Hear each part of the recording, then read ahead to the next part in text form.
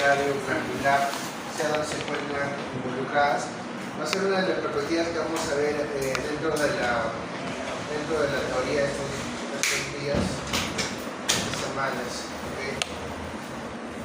Antes que se me vaya, el C1 va a estar calificado por lo que es una percepción de su práctica, el médico de práctica, y estos escritos que ustedes presentan.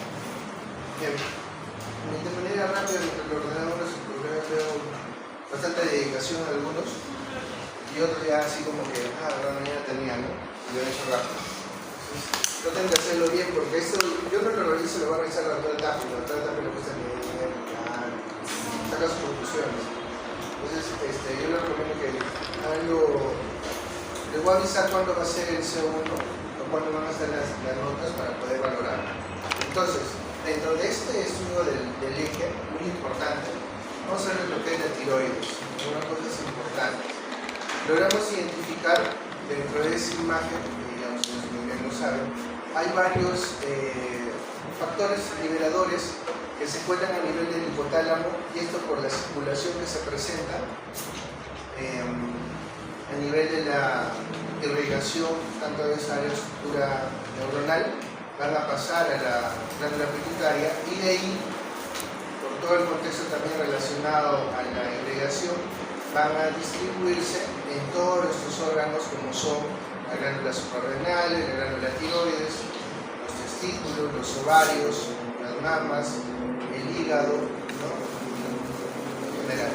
Entonces hay hormonas liberadoras hormonas que dan el switch, hay hormonas que van a activar toda esta cascada, que son las líneas o las flechas verdes, y algunas que se dedican a inhibir desde su índice, que viene a ser, por ejemplo, la dopamina, ¿no?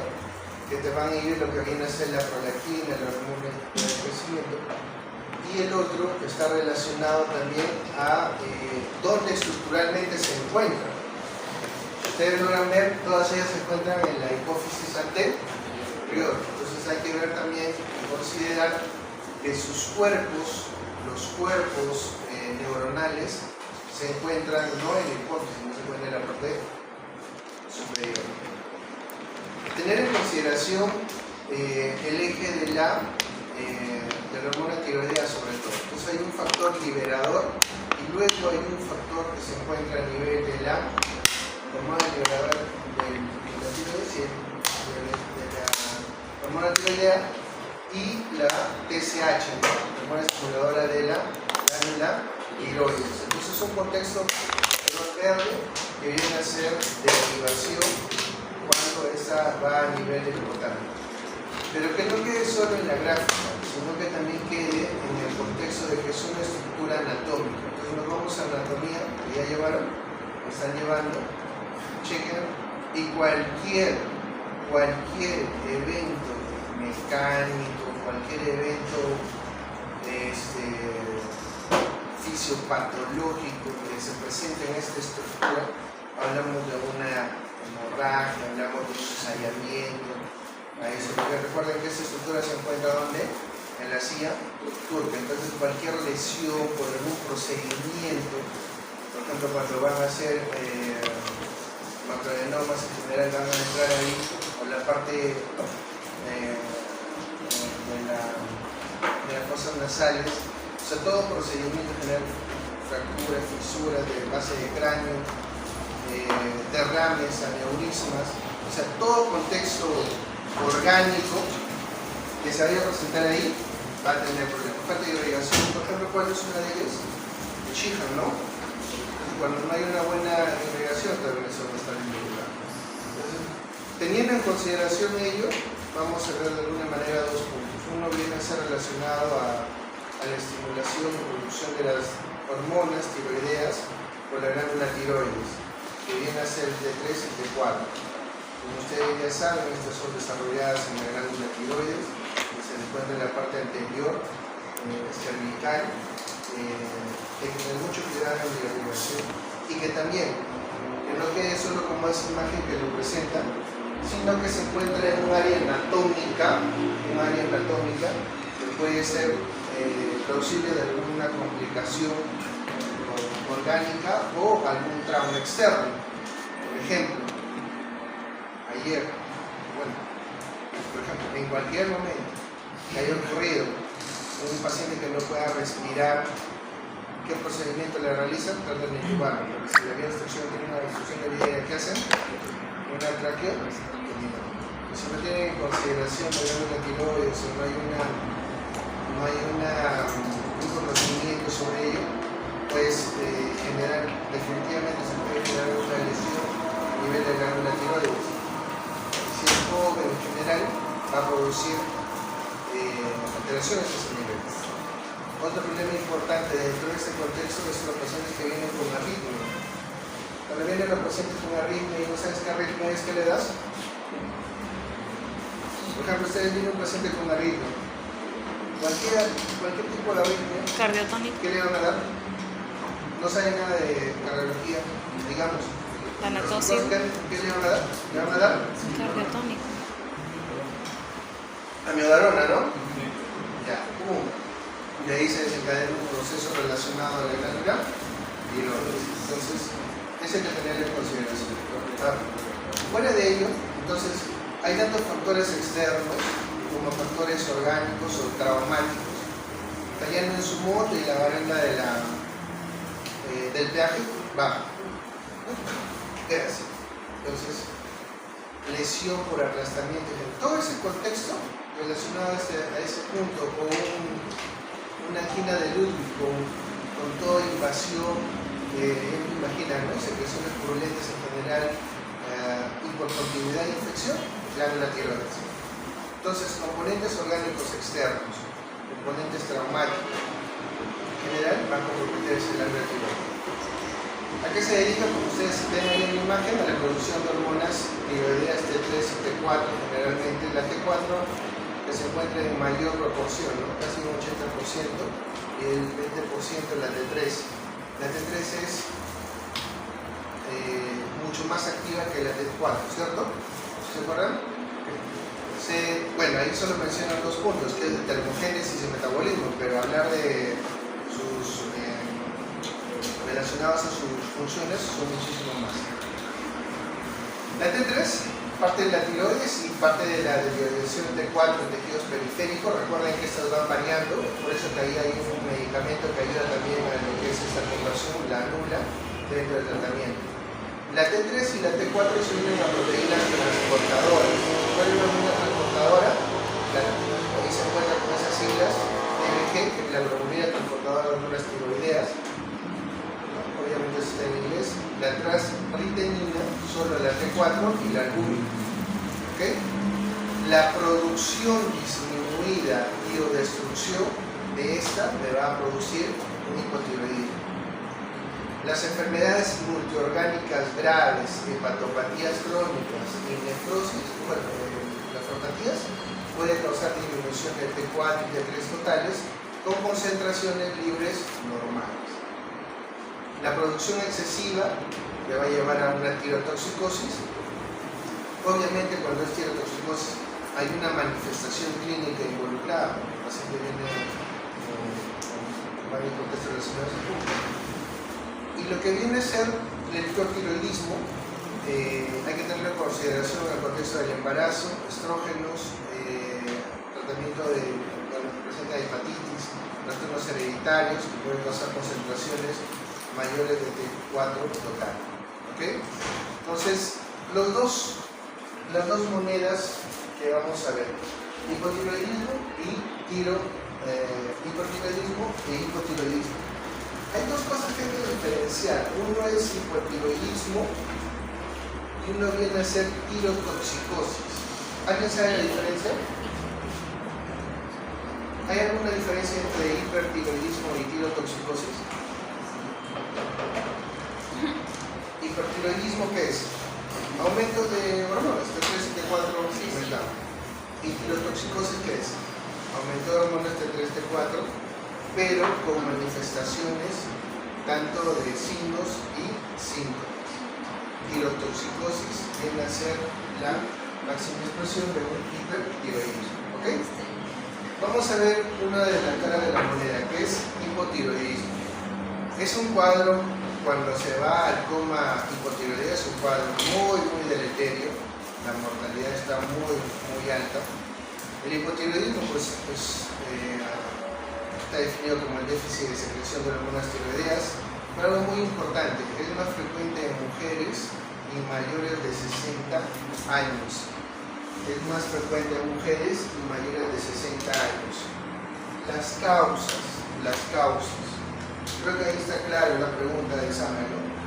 ¿Cuál es la mayor causa? El hipotiroidismo primario. Tenemos entonces un hipotiroidismo primario y un hipotiroidismo secundario. El hipotiroidismo primario, ¿dónde va a ser el problema? Va a ser en la tiroides. El secundario, en cualquier otro lugar, sea apófisis o sea hipotálamo. Entonces el hipotiroidismo primario, 95% de lo que el examen facilita. ¿A qué se debe o qué se va a presentar? Ahí es muy importante tener en consideración. Entonces, si es un 95% el hipotiroidismo primario, hay que saber, por lo menos dentro de esto, cuál es el contexto. Déficit de producción de la hormona tiroidea que puede deberse a una insuficiencia tiroidea. Déficit endémico de yodo, que es la más frecuente en el mundo. Hay varias preguntas que pueden salir ahí. Déficit endémico de yodo, que es la causa más frecuente en el mundo. Hipotiroidismo autoinmune, que es la causa más frecuente en países desarrollados. La tiroiditis de Hashimoto, más frecuente adquirido en la infancia y presenta bocio. Y enfermedades autoinmunes como la de Graves inicialmente, ¿no? Porque hace cosa, hace un cuadro de daño relacionado a hipotiroidismo. Hipotiroidismo secundario es menos frecuente, sobre todo en enfermedades de la hipófisis hipotálamo. Algo muy importante tener en consideración dentro de la valoración de estos pacientes, y sobre todo que se hace en el tamizaje neonatal, es el hipotiroidismo congénito, que según las referencias de uno de 4.000 recién nacidos puede presentar. Programas de detección neonatal tienen que estar involucrados. ¿Cuál es el problema? Que hay un gran componente neurológico también involucrado fuera de estas alteraciones. Disgenesis tiroideas, aplasia, hipoplasia, granuloscópica, retraso en el crecimiento, si es que ya esto va pasando durante el tiempo. Hipotiroidismo transitorio, pues son relacionados a las tiroiditis asintomáticas o subagudas, que luego remiten, es algo transitorio, ¿no? Una cirugía tiroidea, una neoplasia cervicalis, no tanto relacionadas a este punto, pero podría presentarse. Y el hipotiroidismo subclínico, esa sí es otra pregunta de examen, ¿no? Cursa con concentraciones normales de hormona tiroidea libre. Cursa con concentraciones normales de hormona tiroidea libre, pero hay un aumento de TSH, Definitivamente el cuerpo, como es tan sabio, ya está sensando de que algo no está yendo bien y por eso está aumentando el TSH.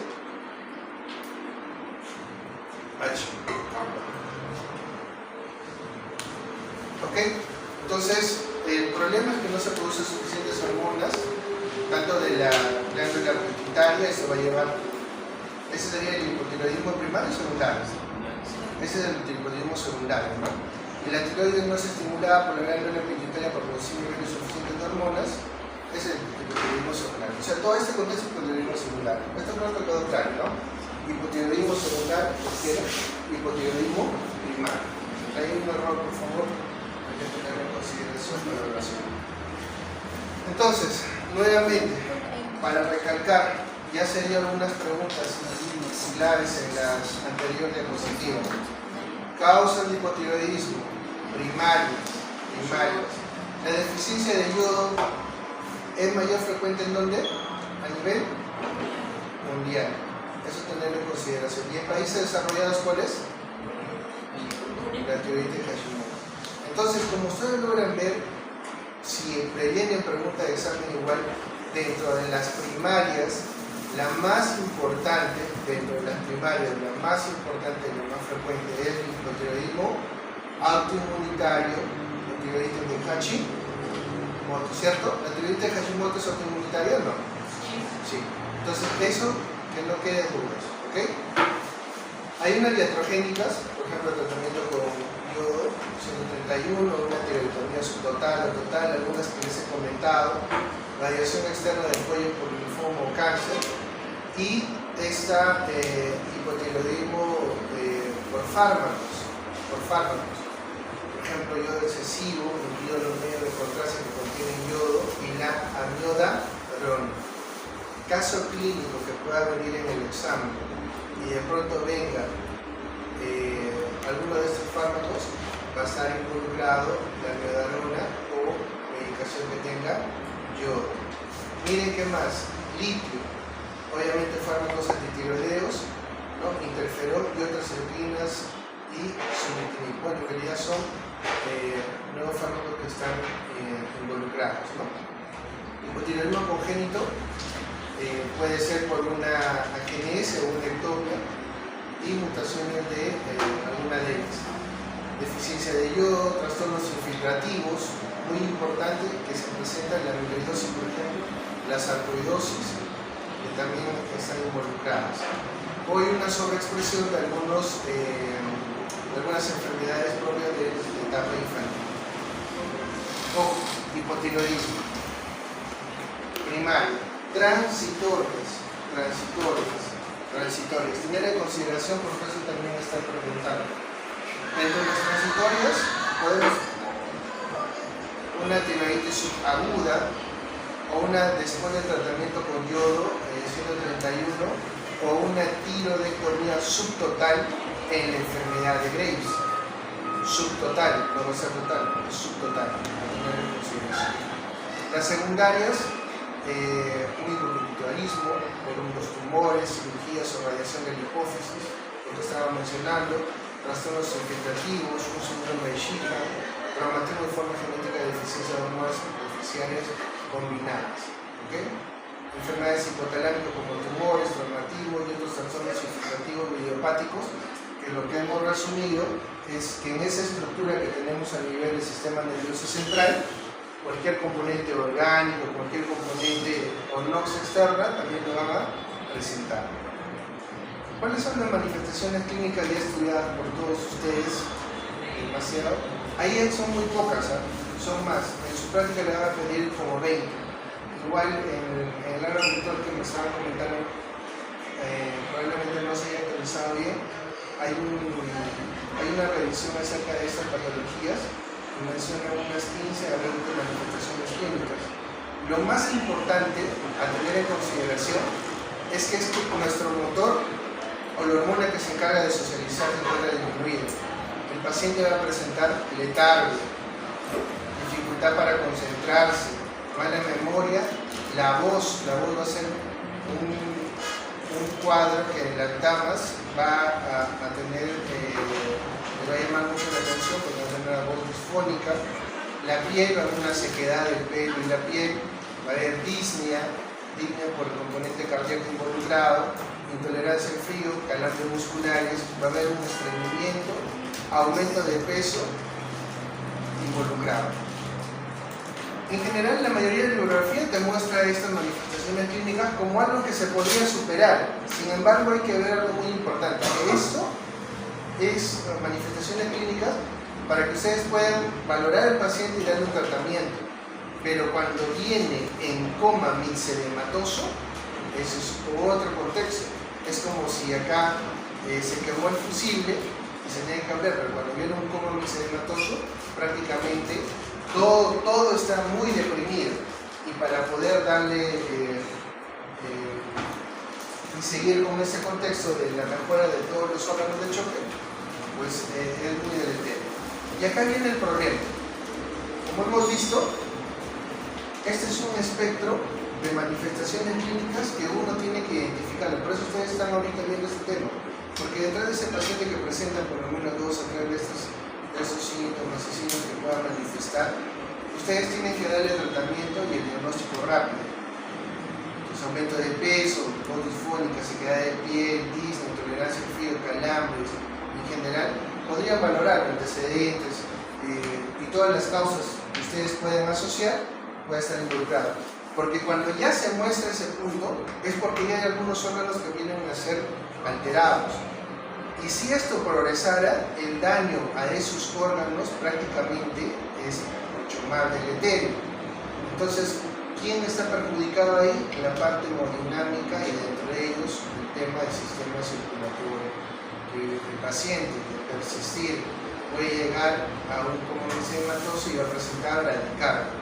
Ustedes probablemente van a ver en sus prácticas un paciente con cómodo hematoso.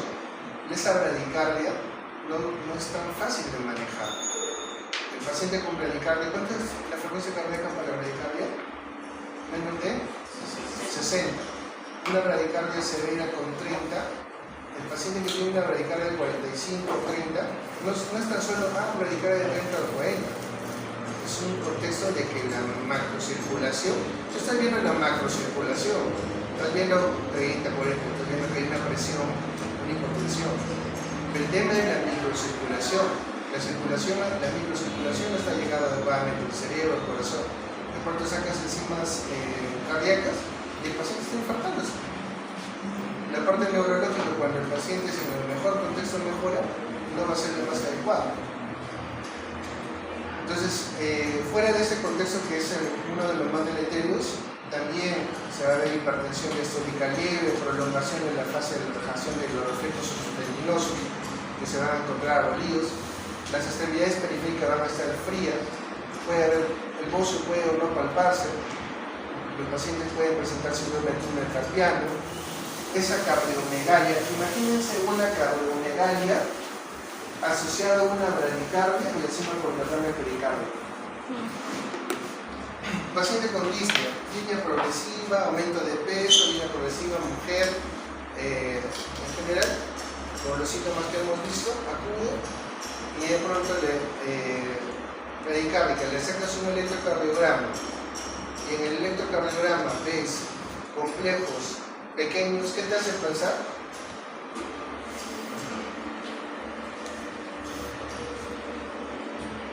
Derrame pericárdico. ¿Se acuerdan del electrocardiograma? Aquí está el plan de cada día que viene, colegas. Una dama con disnea progresiva, doctor, me canso de caminar. Usted que su frecuencia que tiene hipotiroidismo, ¿cuándo está tomando tabletas? Okay. Ves, le evalúas, sacas todo eso de ahí porque lo vas a encontrar estabilidad fría, todo eso. Lo vas a sacar un electrocardiograma, sí, doctor, está muy cansado. Lo ocultas y vas a encontrar apagado el lado derecho, pues de derrame pleural. De pronto ves, le sacas la radiografía y ves un corazonzote, muy amorosa la señora, y de ahí le sacas un electrocardiograma. El electrocardiograma tiene características, ¿cierto? Ya. Nos va a llamar mucho la atención si va a presentar bradicardia y aparte tiene una amplitud el electrocardiograma. Si de pronto la amplitud es mucho más pequeña es porque la electricidad del cuerpo no puede salir y ser traducida o recepcionada por los electrodos. ¿En qué escenario se ve eso? O sea, va a ser muy pequeño, en vez de que sea así, la lectura va a ser muy pequeña. ¿En qué escenario es ese? Hipotiroidismo. Eso sí pregunta de examen, ¿no? Hipotiroidismo. ¿Por qué motivo? Por la presencia de derrame pericárdico, dice que tiene cardiomegalia. En otros pacientes, ¿en quiénes más? En los pacientes obesos. ¿En quiénes más? En los pacientes que tienen aire en los pulmones, entre comillas, aire fuera de los pulmones. ¿Cuál sería? Un neumotórax. O sea, todo lo que no deje que pase la electricidad del corazón a los electrodos va a hacer que sea menor amplitud la recepción en electrocardiograma. Rostro sin brillo, inexpresivo, completamente inexpresivo, pelo escaso, abombamiento periorbitario, lengua grande, macroglossia, piel pálida, pastosa y fría, la característica más importante. La malarosis, la pérdida de pelo de las cejas y las pestañas, no es patognomónico entre varias patologías, pero dentro de esta patología tiroidea puede verse en otras enfermedades como sífilis, lepra o dermatitis atópica, pero se va a encontrar presente. Esto es lo que no se tiene que ver actualmente, es el tema de por ello el tamizaje neonatal que va a ver a nivel detalle en la neurología. es hipotiroidismo neonatal. Es difícil de conocer clínicamente en estudios iniciales, pero actualmente lo pueden identificar con los estudios del líquido amniótico y luego con lo que viene a ser el tamizaje intestino. Manifestaciones inespecíficas, desinterés en la alimentación, llanto rojo, somnolencia, ictericia persistente, hernia umbilical, estreñimiento y defectos de cierre de las fontanelas, sobre todo el defecto de cierre de las fontanelas. TSH en sangre de talón al tercer y al quinto día dentro del screening natal. Si no se diagnostica y trata, y va a tener definitivamente alteraciones graves, y una de ellas, la más importante e involucrada, es el cretinismo. Retraso mental, talla baja, actividad ósea retrasada, que son las características, distensión abdominal, seca, fases típicas con edema periorbicario y macrodonóxico. Y la descripción del lado del paciente del lado izquierdo.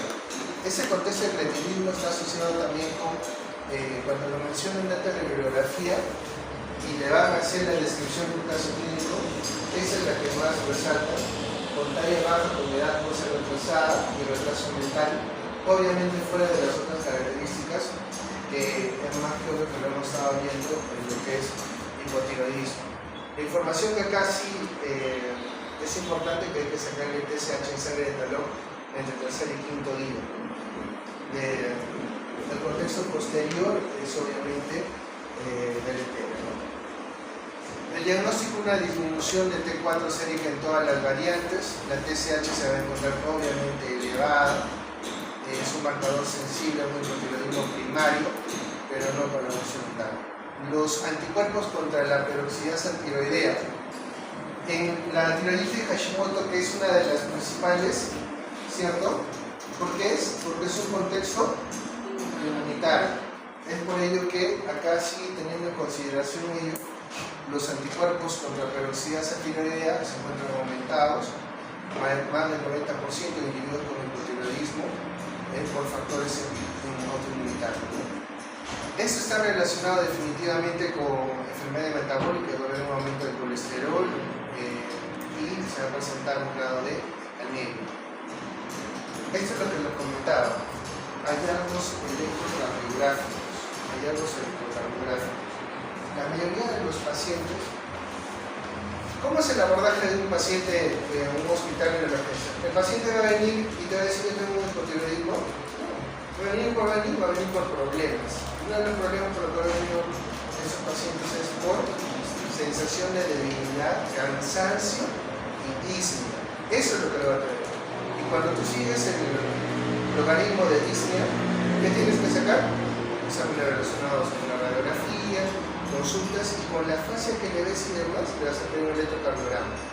Entonces, puede ser una persona obesa, diabética en general, que no tiene ninguna patología tiroidea, o en su defecto, si es una mujer y puede presentar alguna característica, pues se la pide. Pero esta información, vas a tener una información que te va a brindar el paciente. Tengo estas características, psicovecinos, lo vas a tener en consideración. Vas a tener una consideración de tu examen físico, pero definitivamente, si es que hasta ahí no lo has encontrado, todos los exámenes de laboratorio que tú puedas realizar a ese paciente dirigido a su problema te va a ayudar. Los pacientes con bradicardios, complejos QRS de baja amplitud, iotas T planas o invertidas, está relacionado a este contexto dentro del hipotiroidismo. Dentro de los laboratorios, obviamente el T4 sérico va a estar bajo, el TSH va a estar mayor a los parámetros normales, y vamos a tener un TSH elevado y un T4 sérico normal, y esto es pregunta de examen, no solo acá en todas las universidades, es el famoso hipotiroidismo primario subclínico. En el contexto del TSH mayor del valor normal con un T4 sérico normal, también se da en un hipotiroidismo primario subclínico en las embarazadas.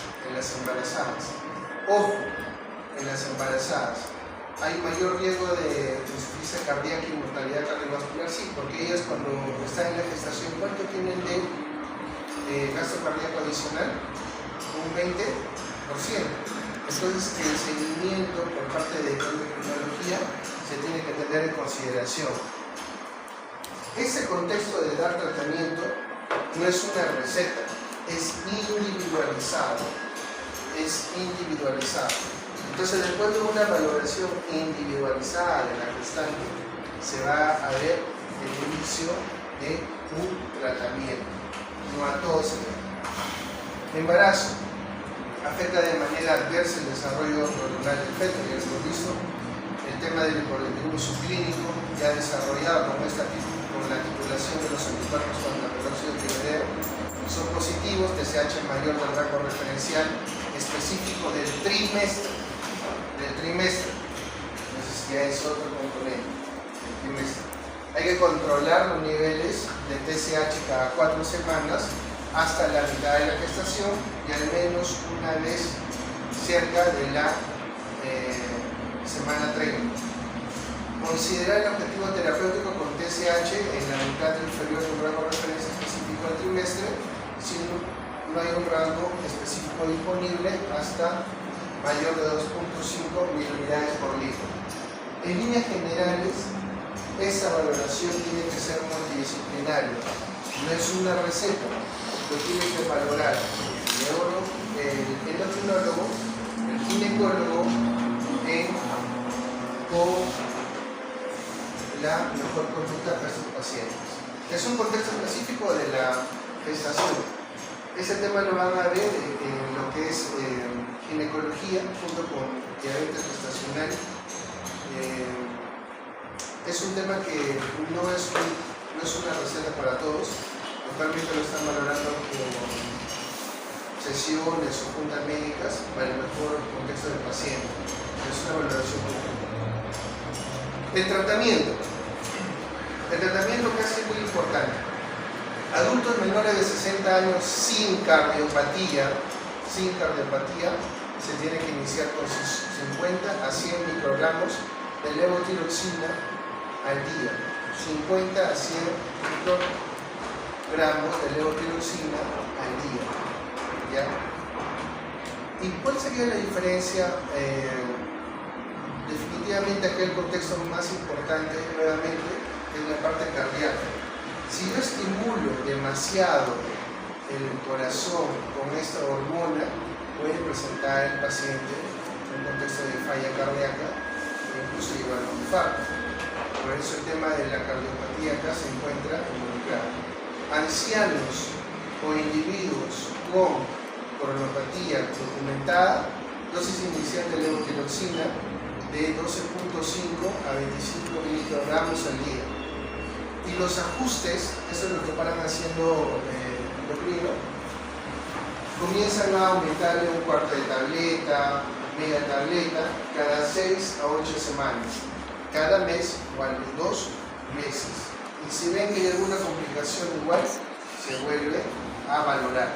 No es subir cifras, es decir, no es subir, mejorar las cifras de lo que se busca como valoración normal, sino es un tema relacionado también hasta dónde va el paciente a tolerar. ¿Han visto complicaciones por levotiroxina? ¿Qué complicaciones hay por levotiroxina?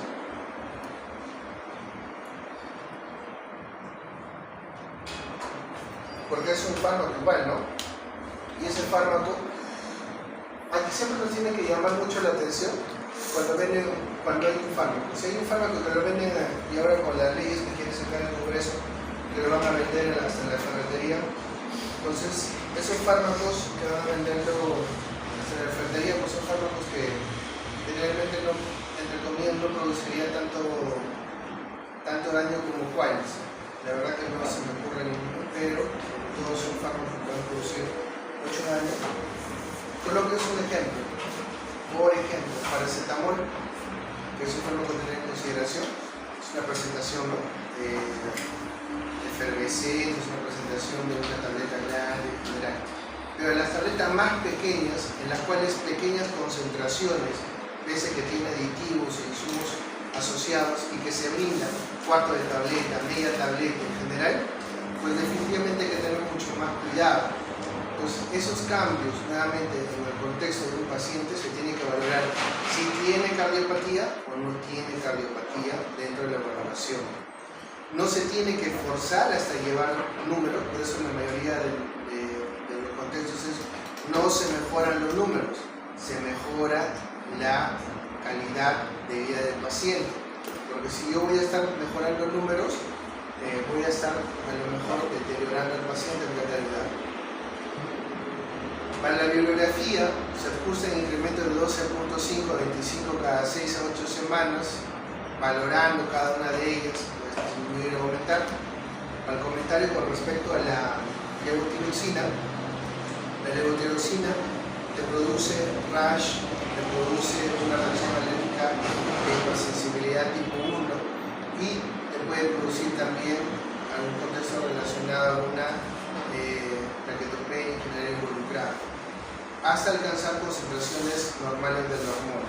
La dosis de sustitución diaria habitual es 1.6 microgramos por kilogramo día, o lo que más se valora es 100 a 125 microgramos al día, pero se debe individualizar y guiarse por la TSH. Esa valoración no es una mejora de la cifra lo más rápido posible, es siempre gradual. En el hipotiroidismo secundario siempre hay que guiarse por el T4 libre, no por el TSH. Y durante el embarazo se debe verificar concentraciones de TSH, ya que pueden aumentarse entre 30 a 50%, sobre todo por hormonas que son similares a la hormona tiroidea. ¿Listo? Ahora, cuando ya todo ha sido vulnerado, ya cuando el paciente ha pasado, esa imagen refleja muy bien, sobre todo dos imágenes que se encuentran ahí, de cómo vienen los pacientes con coma mixedematoso.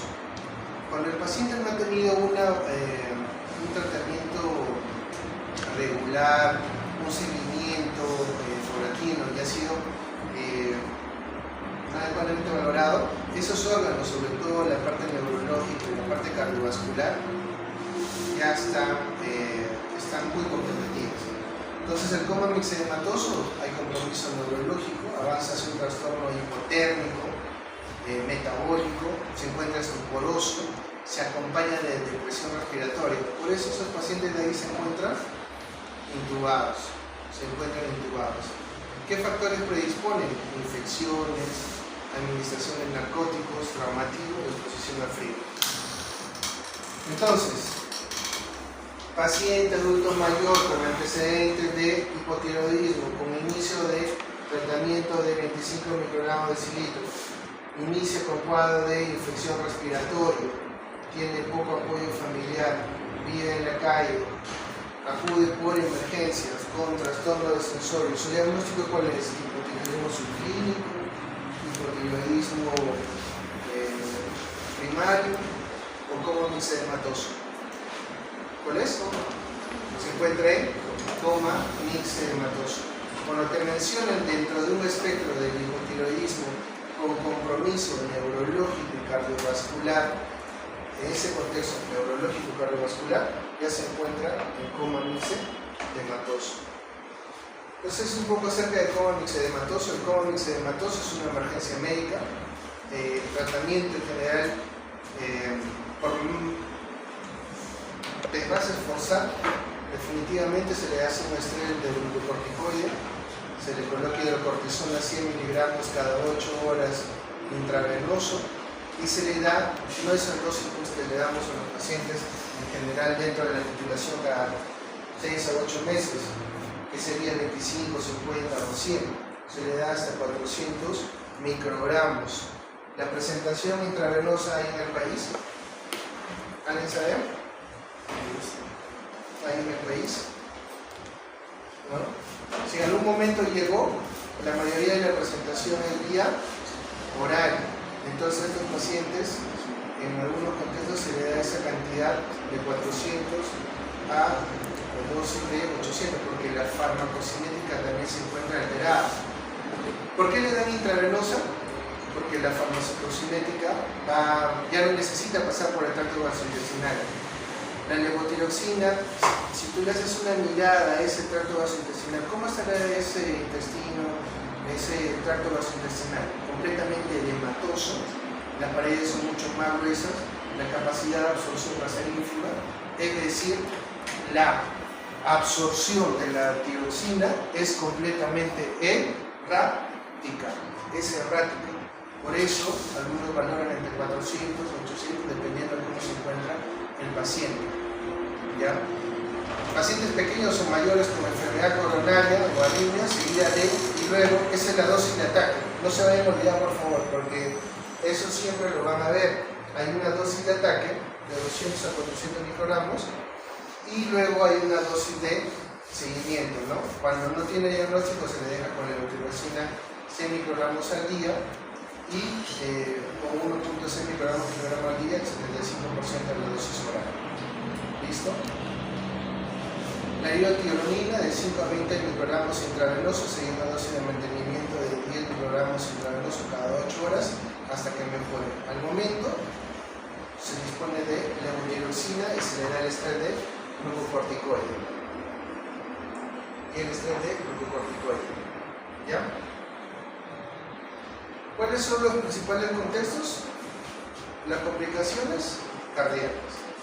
Aumenta la resistencia vascular, disminuye el gasto cardíaco, disminución de la función ventricular izquierda, cambios en otras contractilidades cardiovasculares, lesiones miocárdicas, derrame pericárdico, aumento del colesterol total, aumento de concentraciones de homocisteína y cardiopatía coronaria.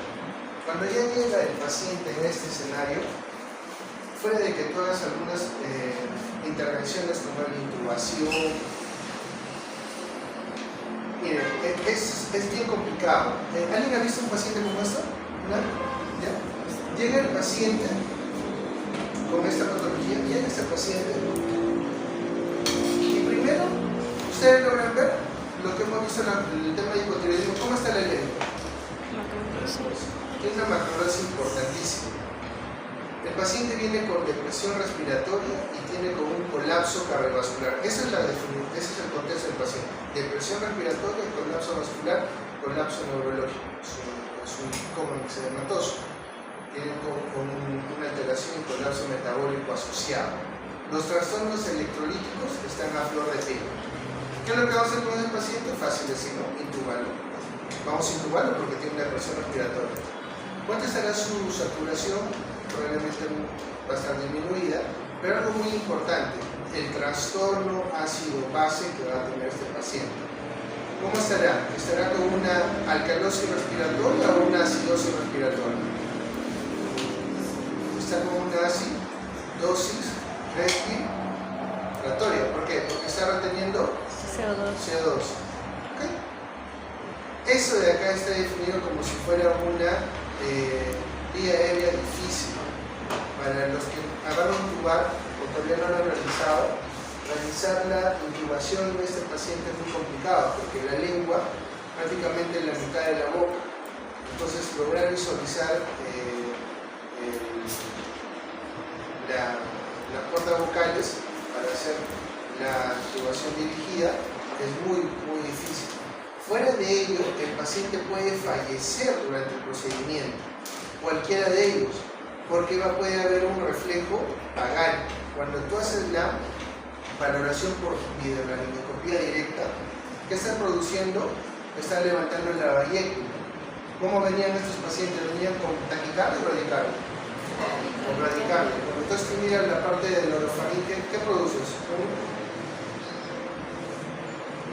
Reflejo vagal. Entonces tú estás realizando un procedimiento y en eso ves si el paciente puede caer adentro o caer en paro. Y encima con esa acidosis respiratoria no te va a ayudar. Tiene que realizarle más experto, porque lo intuba. Y luego los parámetros del ventilador. El paciente tiene un poca confianza, entonces hay que colocar, y el ventilador es una máquina que va a respirar por él, y las respiraciones tienen que ser mucho más rápidas que la que ha venido el paciente. El paciente viene respirando 8 respiraciones por minuto. Tiene que colocarle al valor normal o un poco más alto para botar todo ese CO2. Dentro de lo cardiovascular, le sacas un electrocardiograma, vas a ver el derrame. O sea, hay varias intervenciones que se manejan en este paciente. La mortalidad es altísima. Y una vez que lo has salvado, has manejado como hemos dicho, has manejado los órganos de choque.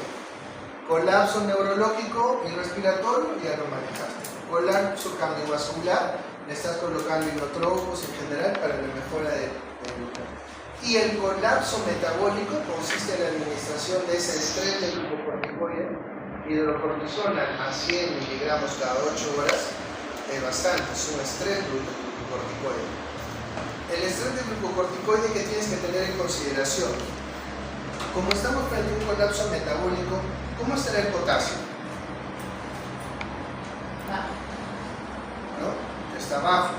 Entonces ahí el potasio hay que tener mucho cuidado. El glucocorticoide te lleva a una hipercalemia o una hipocalemia. El glucocorticoide con estrés, con esas dosis en general, ¿cómo se encuentran las plaquetas? ¿Habrá alguna alteración en las plaquetas o no habrá alteraciones en las plaquetas? Denle una mirada al uso del glucocorticoide a esas dosis y van a ver que obviamente el estrés del glucocorticoide va a hacer que la presión también tende un poco a subir, te puede producir una plaquetopenia con trastornos hidroeléctricos. Y asociado a lo que viene a ser la levotiroxina, es un paciente con alto grado de mortalidad. Es por eso que estos pacientes pueden fallecer y tienen que ser vistos en unidades de cuidados intensivos. Complicaciones gastrointestinales, trastorno de mortalidad, esofágica, dispepsia, náuseas, vómitos, megacolon, estreñimiento y unas pseudo-obstrucciones. Si el paciente tiene que ser operado, se tiene que operar. Pacientes que debutan con apnea obstructiva del sueño, piensan que es un contexto netamente relacionado al sueño o por hipoventilación, puede estar haciendo un contexto relacionado a un hipotiroidismo. Insuficiencia respiratoria, hipercapnia, derrame pleural y edema es una de las complicaciones. Musculoesqueléticas, las que ustedes ya han visto, riesgo de fractura osteoporótica, síndrome del túnel carpiano en general.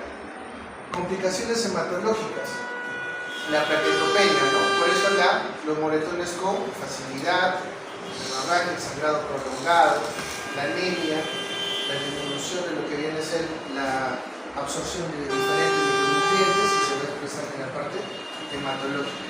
¿Ok? Vamos a pasar al otro punto, el hipertiroidismo. ¿Alguna duda con el hipotiroidismo? ¿Ninguna? Listo. Ojo, las primeras 2 diapositivas, 3 diapositivas, importantes porque esas son preguntas que vienen en el ENAM, tienen preguntas que vienen accidentado, cuáles son las causas más importantes, en las cuales también viendo el tratamiento, la sintomatología, el tratamiento del cómodo edematoso, las características. Okay. Hipertiroidismo. Ojo, el hipertiroidismo se define como el aumento de la síntesis de presión inapropiada de la hormona tiroidea por parte de la glándula tiroides, ¿no? Excluyendo las causas exógenas. Teniendo en consideración que el hipertiroidismo, cuando tiene las causas exógenas por administración de fármacos, se llama hipertiroidismo facticio, ¿cierto? Facticio. Hay un hipertiroidismo subclínico, ¿ok? En las cuales se encuentran relativamente también los valores dentro de lo normal con respecto a lo que es T4, también podría encontrarse aumentada la T3 y T4, pero son escenarios puntuales. ¿En qué escenarios se pueden presentar generalmente? En escenarios de estrés agudo frente a algunas enfermedades, por ejemplo, determinadas dentro de un hipertiroidismo subclínico. La incidencia y prevalencia. Hablar de hipertiroidismo es hablar de un género mayormente involucrado que viene a ser género femenino, las damas, es más común en ellas. La relación en la mayoría de las referencias están de 1 a 4, máximo una referencia de 1 a 2, pero todas mencionan de 1 a 4. Personas con déficit de yodo en Estados Unidos de 1.2 a 0.5% de un hipertiroidismo manifiesto y de un clínico de 0.7. Este hipertiroidismo subclínico es una descripción de aproximadamente 5 años atrás. Es un contexto estudiado justamente por los estadounidenses. Es un cuadro involucrado en por qué la hormona tiroidea aumenta de manera transitoria, generalmente involucrado en qué contextos, en enfermedades que se presentan, por ejemplo, un paciente que presenta un shock séptico, una enfermedad, una septicemia, va a haber un aumento de estas hormonas tiroideas de manera transitoria. Entonces está relacionado a ese punto. ¿Cuáles son los factores de riesgo del sexo femenino? Sea antecedentes familiares, la deficiencia de yodo, el nódulo tiroideo, que es una condición asociada, y la deficiencia de yodo. Etiología, ojo, etiología, pregunta de examen. ¿Cuáles son las causas más comunes? Enfermedad de Graves, adenoma tiroideo tóxico y bocio multinodular tóxico. Si quiere colocarle una pirámide en frecuencia, enfermedad de Graves primero, bocio multinodular tóxico y adenoma tiroideo tóxico. Las causas menos comunes: adenoma hipoficial productor de TSH, resistencia a la hormona tiroidea, coriocarcinoma y otras enfermedades trofoblásticas. Recuerden que las hormonas de la parte relacionada a la placenta en general están estructuralmente relacionadas a lo que son las hormonas tiroideas. Entonces una de ellas está involucrada dentro de lo que es el aumento de este tipo de hormonas. Hipertiroidismo gestacional, el fenómeno de Guillain-Barré, el hipertiroidismo congénito y la metástasis de cáncer de tiroides funcional, que generalmente son pulmonares. Patogénesis, depende de la etiología subyacente. Hay una estimulación tiroidea inapropiada por factores tróficos y esto debido a anticuerpos receptores de TSH. Lo que ocurre generalmente en lo que es la enfermedad de Graves y en el adenoma hipoficial secretor de TSH. Entonces, ¿qué es lo que ocurre en esta patología del hipertiroidismo, de la cual es el más importante de las causas, es la enfermedad de Graves? Es que va a haber, como ustedes saben, anticuerpos que van a estimular este receptor del TSH.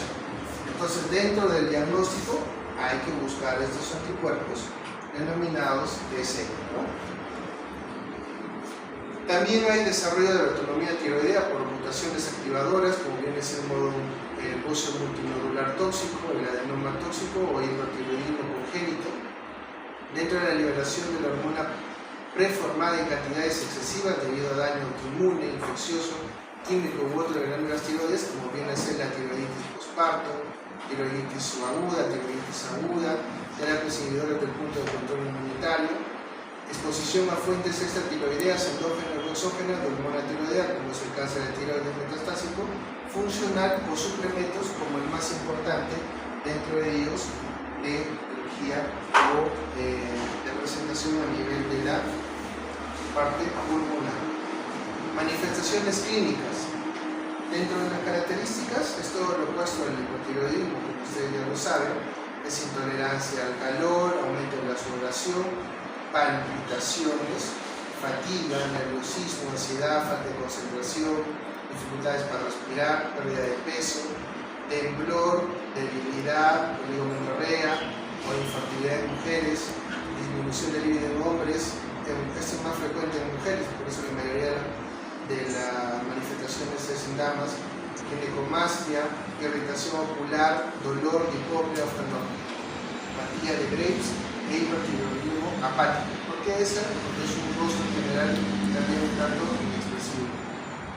Intolerancia al calor es por el aumento de tanto metabólico que se produce, por ello el aumento de sudoración y el tema de las palpitaciones. Acá un acápite muy importante. Cuando un paciente acude por el tema de alteración o dolor a nivel precordial tipo palpitaciones, dentro del electrocardiograma hay que ver un factor importante, y eso la bibliografía te lo recalca, que tiene que ser el QT corregido. ¿Se acuerdan del QT corregido? diagrama, ¿se acuerdan? Estoy hablando... ¿Se acuerdan o no se acuerdan? Cuando hay entre el trazo electrocardiográfico, ¿de acuerdo? Las ondas, hay algo muy importante que se llama el QT corregido. ¿QT? ¿Se acuerdan? Ya. Dentro del QT, la medición es muy importante porque dentro de ellas, si yo estoy valorando a mi paciente, vamos a resumir todas esas manifestaciones clínicas en un caso. Es una paciente joven, generalmente es una paciente joven, de 25 a 30 años, que acude porque estuvo con fiebre, malestar, pensaba que era una gripe, está con mucha debilidad, en general se tomó un astisol, y entre ellos eso tiene sobreefedrina, tiene por palpitaciones.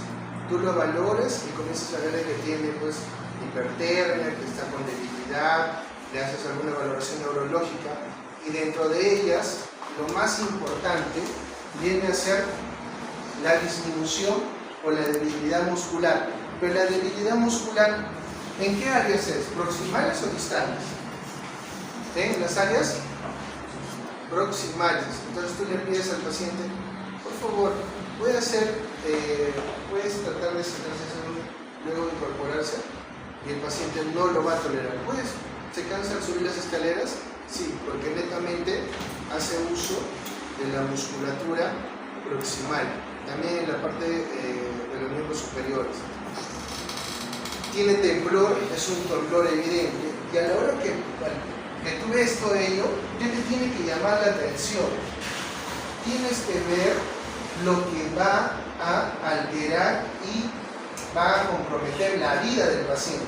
Dentro de todos estos síntomas, ¿qué cosa va a comprometer la vida del paciente? ¿Una ginecomastia? ¿Una dificultad para respirar? Puede tener dificultad. ¿Una pérdida de peso? ¿Un temblor? ¿Una debilidad muscular? No. Lo que hay que ver es el colapso cardiovascular. Solo para recalcar, a ver. Ya. Pones el QT, intervalo QT. Entonces, cuando este paciente va a venir, ¿cómo viene el paciente? Con palpitaciones, ¿cierto? Va a venir con una taquicardia. Es una taquicardia que tú dices que 120, 125. Y cuando viene esa frecuencia, tú tienes que medir este QT. Desde esta región, que viene el onda Q, hasta la terminación de la onda T, se llama intervalo QT. ¿Por qué es importante eso? Es importante, a mí solo me importa si es supradesnivel o infradesnivel, no doctor. Porque si tú no ves ese contexto, en este trazo, que viene con una frecuencia cardíaca de 120, si tú disminuyes este QT, y esto es muy cercano, lo que sigue a este punto viene a ser una torsada de polio. Torsada de polio. Entonces,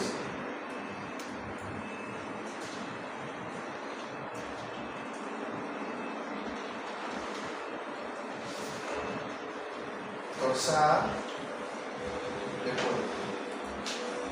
Entonces la progresión viene a ser la torsada de polio. Y te va a haber una arritmia a esta. ¿Se logra identificar? El paciente viene con una taquicardia, una palpitación, y de pronto en tu cara, mientras lo están evaluando y se van en la parte del esoftalmo, de la debilidad muscular, señor, pero ¿se siente bien? No sé, con mucha palpitación, y como viene ese contexto, ¿no? Pero señora, ¿y usted su medicación, algún familiar? A ver, le van culpando si tiene bocio y demás, y el paciente está quejando de palpitaciones, tienen que pedirle electrocardiograma, porque detrás de esa palpitación, y cuando no le miden el QT, lo que va a continuar es este de acá. Y si logran observar, este es un tipo de arritmia, y eso se llama torsada de polio. Pero esta torsada de polio ya va a ser un tanto refractaria al tratamiento. Porque ¿cuál es el tratamiento de la torsada de polio? ¿Se acuerdan? Ellos no tarde, ¿no? Todavía no. ¿Sí? ¿Sí o no? El tratamiento de torsada de polio es sulfato de magnesio. 2 gramos, pero si esta comienza luego a progresar al paro cardíaco, porque eso está a punto de progresar al paro cardíaco, eso es lo que va a matar. Entonces, cuando tú tienes al paciente con estas manifestaciones clínicas que hasta antes de esta clase tú decías, bueno, esto es lo que vamos a ver en el paciente y vamos a ver la parte didáctica, ¿no? Que es importante conocer, la intolerancia al calor, aumento de sudoración. El tema acá fundamental es que ver de que detrás de esa palpitación le tienes que pedir un electrocardiograma. ¿Qué cosas clínicas tú vas a poder observar en el paciente con hipotiroidismo? Pues el exophthalmo, ¿no?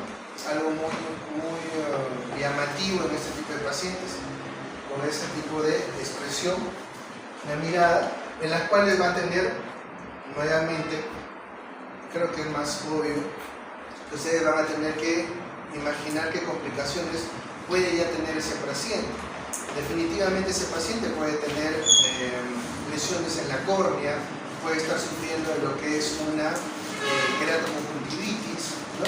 Entonces, cuando llega el paciente, cuando ustedes van a valorar el paciente y el paciente lo hospitalizan y ha presentado una arritmia o está hospitalizado, ¿qué cosa le tienen que indicar aparte de una interconsulta oftalmo? Le van a indicar lágrimas artificiales y ¿no? La valoración en general, porque van a hacer daño ocular o daño de la córnea. Chicos, por favor. Entonces esta oftalmopatía de Graves, que viene a ser una reacción del párpado superior, retraso del párpado, hinchazón, eritema, conjuntivitis y exoftalmo, puede traer complicaciones. Salvas al paciente, sale del paro, en general está intubado el paciente porque ha colapsado y de pronto no le dejaste por esta oftalmopatía de Graves, por esta protusión, no hubo parche ocular, no hubo cobertura ocular, no se le administró lágrimas artificiales, lubricantes en general, y ha presentado una queratoconjuntivitis, eso ya es culpa por no conocer esta oftalmopatía de Graves. Listo. Entonces, es muy importante que conozcan que de todas estas, porque es muy amplio el tema, este cuadro. Dentro de este cuadro se encuentra resumido muchas de las patologías en las cuales se encuentra involucrada lo que es el hipertiroidismo. En la parte superior, y está muy didáctico, la verdad, y hay incluso lamentablemente en el aula de ruta su compañera mencionaba que está saliendo otras presentaciones, se va a subir. Es acerca de, hay una similar a esta, pero mucho más didáctica, que es acerca de la diferenciación de todos los diagnósticos diferenciales de lo que viene a ser el hipertiroidismo. Pero nuevamente vamos a lo más común, que es la enfermedad de Graves.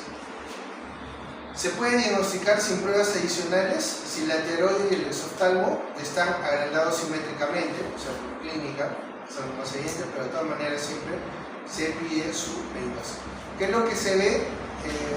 Sus exámenes laboratorios. ¿Qué es lo que se ve? El T4 se encuentra alto, puede ser normal en entonces con predominio de T3, recuerden, se tiene que el perfil tiroideo completo.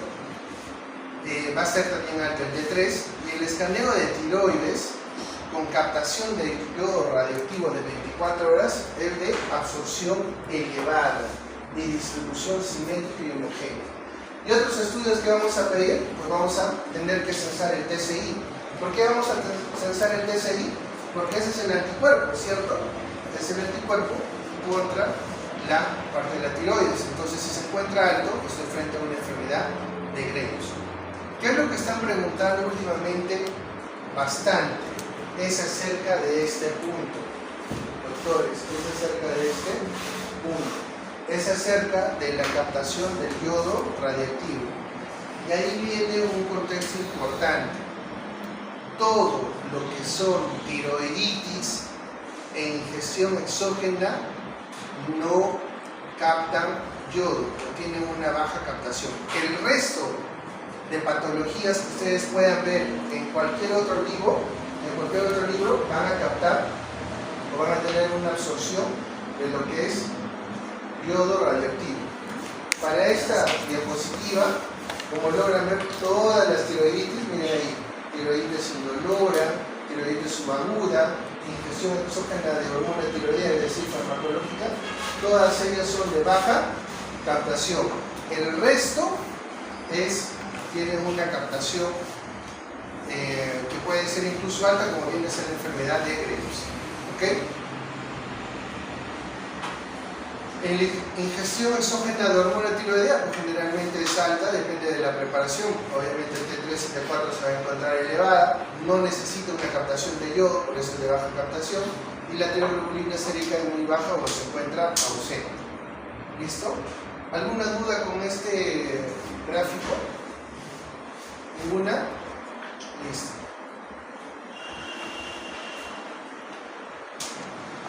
Nuevamente ahí, para recalcar algo, todo lo que es tiroiditis y asociada a fármacos, la captación es alta o baja. Es baja. El resto de enfermedades o etiologías va a ser alta o va a captar. Ahí logran observar que todos, por ejemplo, el adenoma tiroideo tóxico, la resistencia a la hormona tiroidea, el hipertiroidismo inducido por yodo, todas ellas captan. Las únicas que no captan son la tiroiditis, que se encuentra aquí, la tiroiditis indolora, la tiroiditis subaguda dolorosa y la ingestión exógena de hormona tiroidea. Entonces, la prueba de función tiroidea, TSH, T4, T3, libre. TSH, pues definitivamente se va a encontrar normal y elevada, casi siempre excluye hipertiroidismo. Baja va a sugerir hipertiroidismo, pero también el consumo de levotiroxina, amiodarona, litio y el primer trimestre. Dentro de la gestación vamos a tener un punto muy importante en lo que es primer trimestre, segundo y tercer trimestre. ¿Por qué motivo? Uno, por el tipo de tratamiento. Acá sí hay que tener mucho cuidado en la gestación, por favor. ¿Okay? Alguna cosa sobre el hipertiroidismo subclínico. Si hay progresión de 0.7 a 7 y más, probable si el TSH es menor de 0.01 miliunidades por litro. Hay que repetir la prueba de 3 a 6 meses y todo esto es posterior a un evento. Por ejemplo, si ha habido un paciente que ha presentado una infección, una sepsis y demás, todo ello tiene que mitigar y resolverse dentro de los 3 a 6 meses para valorar que el paciente ya no lo presente. Pero es un cuadro, como les mencionaba últimamente, descrito por los estadounidenses hace 5 o 6 años, valorado después de unas patologías crónicas. Evaluaciones adicionales que se puede hacer a un paciente con hipertiroidismo es anticuerpo del receptor TSH. Si este fuera positivo, definitivamente la enfermedad de Graves en un 27% de sensibilidad y un 99% de especificidad. La captación del yodo radioactivo, ¿no? Y también realizarle un ultrasonido para ver si hay nódulo o si puede ser un multinodular, que también eso es importante dentro de la valoración. Gammagrafía u otras también están relacionadas, pero de manera inicial, como se ha visto, se tiene que realizar las mediciones de un perfil tiroideo y una ecografía. El tema de captación de yodo radioactivo es cuando el diagnóstico es incierto o presenta mayor complicación dentro del área clínica, es decir, la clínica no está completamente, no es tan florida y por ello tienes que utilizar otro adicional para poder valorar. Por respecto a la captación del yodo radioactivo, vamos a identificar y nuevamente lo que hemos mencionado a la hora de la valoración. Se va a encontrar baja o ausente en los contextos de tiroiditis y la inducida por fármacos. Esa que dice iatrogénica o ficticia, la ficticia actualmente está inducida por fármacos. Entonces estos dos puntos tienen que ser netamente por fármacos. Definitivamente una metástasis no tiene por qué estar con captación de. Las demás sí se encuentran tratando, obviamente va a ser mucho más alta en el contexto de la enfermedad de Graves. Actualmente la mayoría de las preguntas se están refiriendo a este punto. Si cómo yo hago la diferenciación de una patología o de una etiología con respecto al hipertiroidismo de acuerdo a la captación de yodo. Entonces te van a colocar diferentes etiologías, todas basadas en que el resultado de la captación de yodo radioactivo es baja o ausente, y te van a dar todas esas etiologías. Entonces hay que identificar que todas las tiroiditis y todos los fármacos y la metástasis no tienen nada que no son captadores, es baja o ausente. Con respecto a la gamografía tiroidea, la gamografía tiroidea es un estudio cuando ya tanto se está planteando una definición con respecto a una patología nodular o multinodular, en las cuales hay una expresión rápida, progresiva de lo que viene a ser la clínica de un hipertiroidismo. Es un plana de la tiroides, se evalúa la variabilidad al organismos concentrados en tejido tiroideo, se puede utilizar simultáneamente con la administración de yodo realizada con yodo 2,3, que es la más común, el magnesio fermentado, 99 mc. Según su captación se va a clasificar como caliente, frío o indeterminado. Y acá viene la valoración, porque la mayoría de los pacientes le van a realizar gamografía tiroidea cuando es un cuadro de difícil diagnóstico. Lo principal, doctores, caliente, hiperfuncionamiento, una patología ya descrita, hipertiroidismo, ya no va a haber mucha complicación para su diagnóstico. Pero cuando es frío por un hipofuncionamiento o es indeterminado, importantísimo realizar una biopsia. O sea, ¿tengo que esperar para la gamografía tiroidea para realizar la biopsia? No, pero es uno de los estándares de seguimiento posterior a este estudio. ¿En qué momentos yo puedo realizar una biopsia? También puedo realizarla después de una ecografía, porque en la ecografía, cuando veo un patrón nodular en la ecografía, le tengo que realizar una biopsia.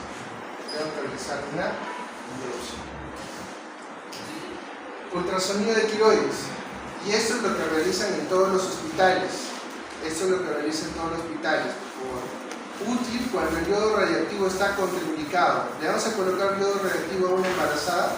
No, a una lactante no. Entonces, cuando ella está contraindicada o cuando no disponemos de él, le tenemos que realizar este ultrasonido de tiroides. Entonces, esa paciente que ha venido con nosotros, se le ha sacado los exámenes de perfil tiroideo completo, exámenes adicionales de rutina, su electrocardiograma. Dentro de la valoración a la palpación encontramos nódulo o percibimos un aumento de volumen nervoso, se le saca una ecografía. Y acá lo que se visualiza son en dos contextos. Uno, que es una ecografía sin flujo, y otro que viene a ser como una ecografía con flujo. Simplemente va a dirigirnos si esa lesión que presentara se encuentra con mucha irrigación. Distingue entre una hiperactividad de la tiroides, es decir, un aumento de flujo, y una tiroiditis destructiva. Y también nos ayuda a ver a su tipo de tirotoxicosis inducida por amiodarona o la enfermedad de Graves, o una tiroiditis que le llaman ahí destructiva. Desventajas: es operador dependiente. ¿Quién realiza ese ultrasonido? Actualmente lo está realizando el endocrinólogo y obviamente también los que realizan el contexto de radioimágenes, el radiólogo. Luego de realizar el ultrasonido, cuando ve una imagen con tiroiditis destructiva o es un nódulo completamente homogéneo, pétreo, duro dentro de la clínica, le realizan lo que viene a ser la biopsia. Características para poder realizar también una biopsia. Si encuentro, son similares a lo que es la mamografía. Si encuentro microcalcificaciones, le tengo que realizar una biopsia. Entonces son características similares a la mamografía en las cuales se tiene que realizar este tipo de examen. TAC o resonancia magnética son útiles para evaluar la afectación asimétrica, déficit neurológico, son parte de la planificación quirúrgica para una cirugía de resección. La resonancia magnética oficial para detectar alguna otra enfermedad asociada o una exploración del cuerpo entero, estómago, ovario, metástasis de cáncer de tiroides que podrían estar involucrados en este contexto. Es decir, dentro del estudio sí hay varios tratamientos. Sí, hay que terminar eso. El tratamiento. Dentro del tratamiento, chicos, son estos tres: betabloqueadores, yodo radiactivo y ionamidas. Y obviamente también la cirugía. Para resumir con respecto a los exámenes de laboratorio y no entrar en mayor profundidad, una paciente mujer que presente en la clínica y que sea joven, que se encuentre en edad reproductiva, teniendo en consideración que la de Grey va a ser la más frecuente dentro de la clínica, le vamos a pedir los exámenes de laboratorio dirigidos a su cosa, perfil tiroideo, y luego de la evaluación por el flujograma de la atención le pediré una ecografía. Si veo que la ecografía me presenta algún patrón inusual, me iré por la gamografía. Importante dentro de la biopsia y la gamografía es realizar las biopsias cuando amerita que tengan imágenes sugestivas de ello. Eso es para determinar conducta posterior. Pero mientras todo eso ocurre, tengo que darle tratamiento, porque esas hormonas que están siendo segregadas van a generarle complicaciones. Habíamos dicho que una de las más principales, ¿cuáles son? El temblor y las complicaciones. No va a estar tranquila la chica, porque va a venir así, su corazón. Ponte así. ¿Quién está así? Está el caballo cuando corre demasiado y está un animal asustadito, ¿no? Está así y de pronto va a tener tremor y va a pensar que eso va a progresar y se va a complicar. El paciente, así como el paciente diabético con diabetes, se va a sentir asustado. Lo mismo, imagínate este pobre paciente con una frecuencia de 120, está completamente angustioso, está con angustia, lo van a visualizar, lo van a ver. Entonces, ¿qué cosa se da para toda esa descarga enérgica? Los beta bloqueadores. Le vamos a contrarrestar con esto los síntomas tirotóxicos, vamos a evitar que progrese a una arritmia, bloquea los receptores adrenérgicos beta, interfiere con la conversión periférica de T4 a T3, lo que ofrece pequeña acción antiviral adicional. ¿Qué estamos utilizando actualmente? Propanolol, atenolol, metoprolol, cualquiera de ellas, pero propanolol es una de las que más fácil de acceso y todos los hospitales lo tienen. De 10 a 20 miligramos cada 6 a 8 horas y el metoprolol de 50 a 100 miligramos cada 24 horas. Contraindicación, pero contraindicado así estricto, relativo. Asmas controladas le puede brindar. EPOC controlado le puede brindar. Todos los que no se encuentran controlados, ahí sí, con mucho reserva. No es que el asma definitivamente como patología que se encuentra controlado, no se le puede brindar. Asma y EPOC controlado se le puede brindar. Y para evitar, uno está mitigando porque la paciente está viniendo por esa palpitación, la están mitigando y le vas a ayudar a esa descarga enormemente. ¿Han visto a los pacientes cuando consumen cocaína? La similitud es similar. El paciente que consume cocaína, una de las fisiopatologías es que hay una descarga adrenérgica importante, por eso el paciente viene asustado. Doctor, sin dolor de pecho. Doctor, sin dolor de pecho. Le toman las funciones, tiene las mismas funciones de estos pacientes. Entonces, ¿cómo le calmas al paciente? Con un ansiolítico, y para esta paciente le calmas esa sensación de palpitaciones y angustia y descarga adrenérgica con los beta bloqueadores. Ahora, para disminuir estos niveles, ya has bloqueado su acción de estas. Ahora, para disminuir los niveles de hormona tiroidea, y que interfieren en una fase de la producción de estas, que se llama la oxidación tiroidea y la organización de iodo, creo que es en la fase 2 y 3, dentro de la formación de enzima tiroidea. ¿Cuáles son? El carbimazol, metimazol y propiltiuracil.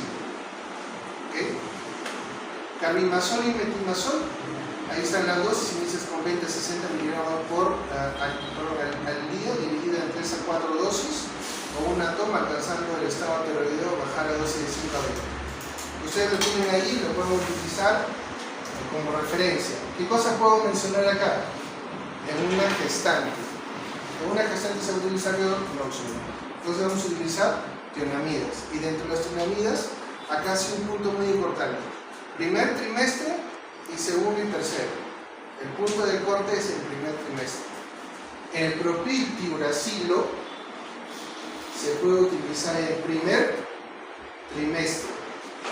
Y estos en segundo y tercer trimestre, por si acaso. El carbimazol y el metimazol no se puede utilizar en primer trimestre. El único que se puede utilizar en primer trimestre es el propiltiuracil. Yodo radiactivo, obviamente, que eso no lo vamos a aplicar a las personas que están gestando o con lactancia. Se le brinda a los pacientes, esa es la fórmula por la cual se le está brindando a los pacientes, pero sobre todo a aquellas personas que tienen refractariedad a tratamiento, se brinda ese tratamiento. Y lo que habíamos visto, los ansiolíticos, generalmente la mayoría de los contextos se ven con estos pilares, ¿no? El pilar de lo que viene a ser el beta-bloqueador, el pilar de lo que viene a ser el bloqueador de la progresión, la planificación de lo que es la hormona, y el otro que viene a ser el yodo. Sin embargo, actualmente un tema muy importante que se tiene que manejar es el tema de la ansiedad que el paciente está presentando. Por eso, no te está diciendo acá que le estés dando clonazepam o el prazolam. Bien claro te están diciendo que es diazepam. ¿Y por qué el uso del diazepam? Por dos temas. Uno es porque es un fármaco dentro de las benzodiazepinas categorizada como de larga duración. Aproximadamente su tiempo de vida es de 24 horas. O sea, cubre al paciente durante 24 horas de manera adecuada. Porque si tú le das un alprazolam o le das midazolam, su tiempo de vida media es muy corto. En cambio, el diazepam cubre mejor. Y si en caso le relacionara un tema a lo que es la descarga adrenérgica en la parte cardiovascular, las benzodiazepinas son de primera elección. Porque ¿qué pasa cuando hay una descarga adrenérgica en los vasos? Hace vasoconstricción. Con esta descarga que presenta la paciente por las hormonas tiroideas, también puede presentar el paciente un cuadro relacionado a los espasmos. ¿Cuál de esas patologías también se presenta? Viene a ser el síndrome de corazón roto, el Takotsubo, ¿se acuerdan? ¿Se acuerdan? Sí. El Takotsubo que se presenta en las mujeres, una descarga adrenérgica. Entonces, ¿cuál es el buen ansiolítico? El diazepam, porque va a mitigar esa descarga adrenérgica para que cirugía, valorando la condición del paciente. Puede ser una tiroidectomía subtotal, indicaciones quirúrgicas cuando hay presencia de nódulo tóxico, paciente refractario al uso de radioterapia y tionamidas, y contraindicación para ambas formas terapéuticas. Eso sería la contraindicación. Listo, con eso terminamos. Ya eso vemos la próxima, por favor. ¿Ya?